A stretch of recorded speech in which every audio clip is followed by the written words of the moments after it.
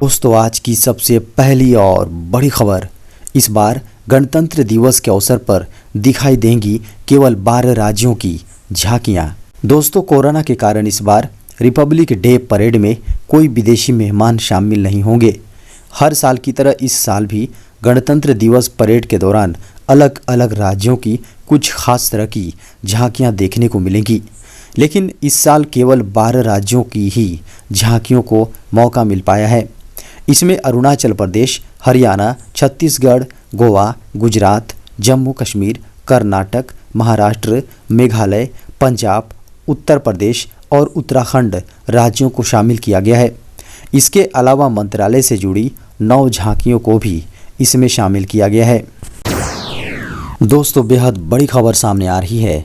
झारखंड में 15 फरवरी से पहले होंगे पंचायत चुनाव की घोषणा। दोस्तों, बड़ी खबर है। झारखंड में पंचायत चुनाव की विधिवत घोषणा अगले महीने यानी फरवरी में कर दी जाएगी। बताया जा रहा है कि पंचायत चुनाव को लेकर होने वाली आवश्यक प्रक्रियाएं पूरी कर ली गई हैं। यह लक्ष्य रखा गया है कि मार्च तक हर हाल में चुनाव संपन्न करा लिए जाएं। इस दिशा में तेजी से कार्रवाई की जा रही है। मंत्री आलमगीर आलम ने कहा है कि कोरोना संक्रमण के कारण झारखंड में समय पर पंचायत चुनाव नहीं कराया जा सका। अब यहां 15 फरवरी 2022 के बाद कभी भी चुनाव कराया जा सकता है। बाकायदा पंचायत चुनाव की घोषणा फरवरी में कर दी जाएगी। इसके लिए सारी प्रक्रियाएं पूरी कर ली गई हैं। बताया जा रहा है कि फिलहाल मतदाता सूची फाइनल नहीं हुई है। मतदाता सूची फाइनल करने का काम चल रहा है। यह फाइनल होते ही निर्वाचन आयोग को भेज दी जाएगी, फिर इसे सभी जिलों को भेजा जाएगा। दोस्तों, अगली बड़ी खबर सामने है। झारखंड में 26 जनवरी से साफ होगा आसमान। दोस्तों, झारखंड में 24 जनवरी को झारखंड के उत्तर पूर्वी, दक्षिणी पूर्वी और मध्य भागों में कुछ जगहों पर गर्जन के साथ हल्के से मध्यम दर्जे की बारिश की संभावना है। 25 जनवरी को झारखंड के उत्तर पूर्वी और दक्षिणी पूर्वी हिस्सों में कहीं कहीं हल्की बारिश हो सकती है। बताया जा रहा है कि 26 जनवरी से झारखंड में आसमान साफ हो जाएगा। उससे पहले सुबह में कोहरा रहेगा। अगली बड़ी खबर सामने है। गिरिडीह में नक्सलियों का तांडव, बम से उड़ाया पुल। झारखंड में नक्सलियों ने अपने नेता प्रशांत बोस की गिरफ्तारी के खिलाफ शनिवार रविवार की रात एक पुल को बम से उड़ा दिया। यह घटना गिरिडीह जिले में डुमरी थाना इलाके की है। नक्सलियों ने इसके पहले 21 जनवरी की रात जिले में ही मधुबन और पीरटांड़ थाना क्षेत्र से 2 मोबाइल टावर उड़ा दिए। दोनों इलाकों पर नक्सलियों ने पर्चे भी छोड़े हैं। नक्सलियों की इस कार्रवाई से मोबाइल कंपनियों को करोड़ों के नुकसान की आशंका है। बताया जा रहा है कि सीपीआई माओवादी नक्सलियों ने अपने नेता प्रशांत बोस और उनकी पत्नी की गिरफ्तारी के विरोध में झारखंड, बिहार में 21 से 26 जनवरी तक प्रतिरोध सप्ताह मनाने का ऐलान किया है। दोस्तों, बड़ी खबर है। झारखंड में फरवरी से बढ़ सकते हैं कोयला के दाम। दोस्तों, झारखंड में फरवरी से कोयला के दामों में बढ़ोतरी की जाएगी। कोयला समेत अन्य खनिजों की ढुलाई झारखंड सरकार की सड़कों पर करने वाले वाहनों से प्रति फेरा 600 रुपये की वसूली की जाएगी। रोड टैक्स के रूप में यह वसूली होगी। खनन विभाग की ओर से BCCL समेत अन्य कंपनियों के महाप्रबंधक व एरिया सेल्स मैनेजर के साथ बैठक कर 31 जनवरी तक खनिजों की ढुलाई वाले वाहनों का निबंधन पोर्टल पर कराने को कहा है। फरवरी से रोड टैक्स लिया जाएगा। गणतंत्र दिवस के अवसर पर इस बार नहीं बजेंगे महात्मा गांधी की पसंदीदा भजन धुन।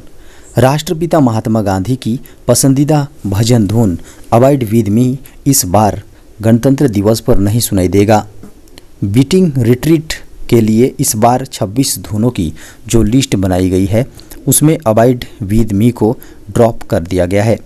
इस धुन को रिपब्लिक डे समारोह के अंतिम दिन महात्मा गांधी की पुण्यतिथि से एक दिन पहले 29 जनवरी को होने वाले बीटिंग रिट्रीट समारोह के आखिर में बजाया जाता रहा है। 1950 से लगातार यह धुन बीटिंग रिट्रीट में बजाया जाता रहा है। भारत में ही होगा IPL 2022, मैदान पर नहीं होंगे दर्शक। IPL 2022 के मेगा ऑक्शन की तैयारी तेज हो गई है। सभी टीमें मेगा ऑक्शन की समीकरण सेट करने में जुट गई हैं। लेकिन मेगा ऑक्शन से पहले बड़ी खबर सामने आ रही है। आईपीएल 2022 का आयोजन भारत में ही होगा, लेकिन कोरोना महामारी के खतरे को देखते हुए मैदान पर दर्शकों के आने की इजाज़त नहीं होगी। आईपीएल 2020 का आयोजन यूएई की सरजमी पर हुआ था, जबकि आईपीएल 2021 का दूसरा चरण भी यूएई में ही हुआ था। लेकिन आईपीएल 2022 का आयोजन भारत में होगा। न्यूज एजेंसी एएनआई से बीसीसीआई के सूत्रों ने आईपीएल 2022 का आयोजन भारत में ही कराए जाने की पुष्टि की है। खबरों को माने तो आईपीएल का आयोजन केवल मुंबई में होगा। मुंबई के Wankhede cricket club of India DY Patil stadium में मैच खेले जाएंगे। अगर ज़रूरत पड़ी तो मुंबई के पड़ोस में पुणे में आईपीएल के मैच आयोजित होंगे। झारखंड की राजधानी रांची में गणतंत्र दिवस से पहले बढ़ाई गई सुरक्षा। दोस्तों, झारखंड की राजधानी रांची में 26 जनवरी गणतंत्र दिवस और सरस्वती पूजा में सुरक्षा व्यवस्था को लेकर पुलिस सतर्क हो गई है। रात के समय में मुख्य मार्ग के अलावे गली मोहल्लों में भी नियमित अंतराल पर गश्त सुनिश्चित करने का निर्देश दिया गया है। थानेदारों को अपने अपने इलाके के पेट्रोलिंग पार्टी और गश्ती दल पर नज़र रखने को कहा गया है। गणतंत्र दिवस को देखते हुए थानेदारों को अपने अपने इलाके के होटलों और लॉज में चेकिंग करने को कहा। आने जाने वाले मेहमानों का सत्यापन का निर्देश दिया गया है। साथ ही एंटी क्राइम चेकिंग चलाकर शहर में एंट्री करने वाले वाहनों की कड़ाई से जांच पड़ताल करने को कहा गया है। सिटी एसपी ने जेल से बाहर आए बदमाशों पर विशेष नज़र रखने को कहा है। शातिर अपराधियों को थाने में हाजिरी लगाने के साथ उसकी गतिविधियों पर ध्यान रखने को कहा गया है। साथ ही जो बदमाश जेल से बाहर आने के बाद फिर से आपराधिक कार्य में जुटे हैं, उसकी सूची तैयार करने का निर्देश दिया गया है। 24 घंटे में 3.33 लाख केस मिले, 525 लोगों की मौत। देश में लगातार तीसरे दिन नए कोरोना केस घट गए हैं। शनिवार को 3,33,533 नए कोरोना संक्रमित मिले। इस दौरान 2.59 लाख लोग ठीक हुए हैं, जबकि 525 लोगों की मौत हुई है। पिछले दिन के मुकाबले नए संक्रमितों में लगभग 4,000 की कमी आई है। शुक्रवार को 3.37 लाख संक्रमित मिले थे और 488 लोगों की मौत हुई थी। इससे एक दिन पहले गुरुवार को 3.47 लाख लोग संक्रमित मिले थे और 703 लोगों की मौत हुई थी। फिलहाल देश में 21.87 लाख सक्रिय मामले हैं। शुक्रवार को सक्रिय मामलों की संख्या 21.13 लाख थी। तीसरी लहर में कुल सक्रिय मामलों का आंकड़ा पहली बार 21 लाख के पार पहुंचा है। कुल सक्रिय मामले ने 31 दिसंबर को 1 लाख का आंकड़ा छुआ था। इस लिहाज से महज 22 दिन में कुल सक्रिय 21 गुना हो गए हैं। अगली बड़ी खबर है, झारखंड में गणतंत्र दिवस पर रांची के मोरहाबादी मैदान में दिखेंगी 10 झांकियां। गणतंत्र दिवस के अवसर पर इस वर्ष 10 झांकियां रांची के मोरहाबादी मैदान में देखने को मिलेंगी। इसमें कोरोना संक्रमण की छाप भी नजर आने वाली है। स्वास्थ्य विभाग द्वारा प्रदर्शित की जाने वाली झांकी में कोविड गाइडलाइन के अनुपालन के साथ वैक्सीन का मॉडल भी नजर आएगा। गणतंत्र दिवस के अवसर पर राज्यपाल रमेश के द्वारा रांची के मोरहाबादी मैदान में झंडोत्तोलन किया जाएगा। इसको लेकर तैयारियां जोरों पर हैं। मोरहाबादी मैदान में आयोजित होने वाले कार्यक्रम को देखते हुए लोगों के बैठने की व्यवस्था है। वहीं कोविड गाइडलाइन का भी अनुपालन देखने को मिलेगा।